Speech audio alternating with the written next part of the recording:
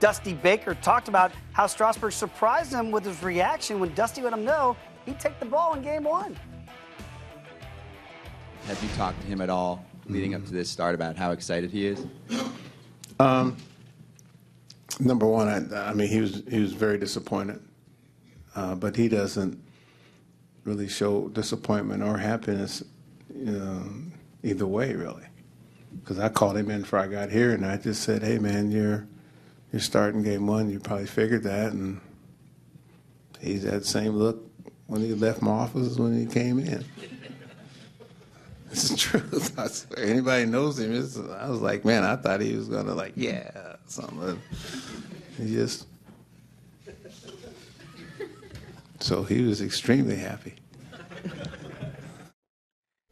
Yeah, Dylan, it's interesting that Dusty, surprised, no reaction from Strauss. We see now stoic, confident. Mad Max going to game 3, Strauss going to game 1.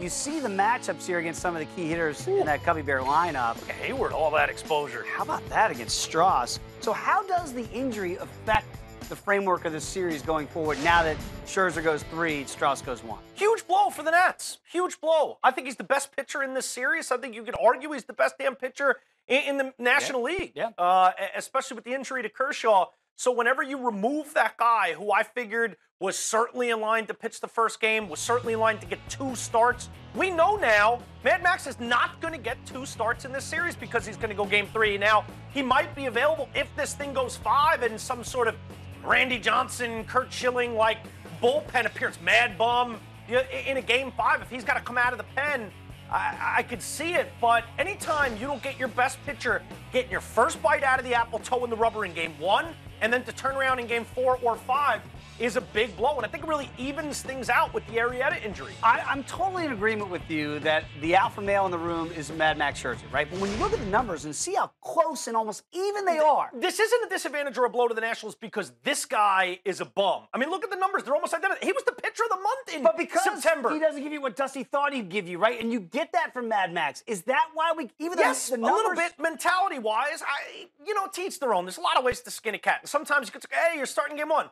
All right, thanks, Skip. I'll see you there. Right. Or you might get Mad Max. You're starting game 1. You're damn right I'm starting game 1. Are you crazy? I'll kill everyone. Let's do this. That's Max, and that's Steven. You have different types of personalities. But you want the guy that's going to push over the manager, right? You might, but here's... John Lackey, don't take the ball from me. Here's the difference. You know what you want? You want 2 from this guy, and you want 2 from this guy. That's what you want. Yeah. It's not that this guy is any slouch. He's a different type of guy.